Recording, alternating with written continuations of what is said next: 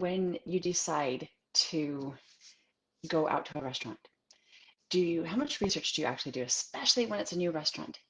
Do you read the whole menu?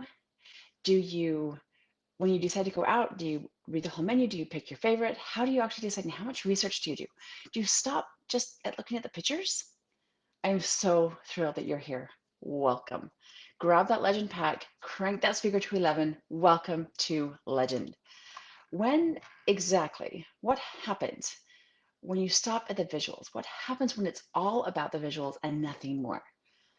Your brand has several components, and people often, at the beginning of their adventure, focus on one part. And often, most often, it's just the visuals, the logo, the font, the colors, perhaps an image or two. It's a visual representation. Now, when people or businesses stop there, they're missing the main part of branding. There are several components of a brand, your assets, your equity. There's several pillars, and we'll get into those. But right now, I want to talk to you about going beyond the visuals. It's by creating, when you go beyond the visuals, you're able to create this beautiful, complex, living entity that is your brand. So think about this. When you go out to eat, I know right now it's a much bigger deal. At least for me, right now it's a huge deal to try to find a restaurant that has an outside patio that's got, that feels good. So it's a much bigger deal right now. But when you choose a new restaurant, how much research do you do ahead of time? Do you look at their website? Do you perhaps read the reviews? Do you actually review the menu? Maybe even pick out something that you want? Stopping at the visuals in your brand is a lot like going to this new restaurant and instantly ordering the first thing that you see.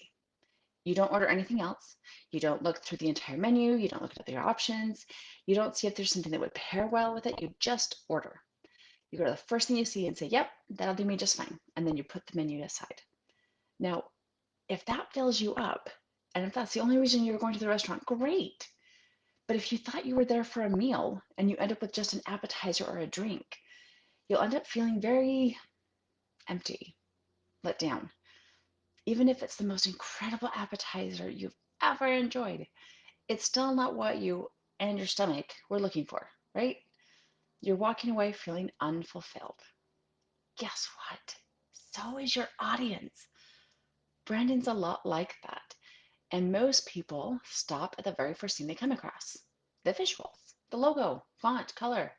But there is so much more on the menu. And the better the menu, the better the audience experience.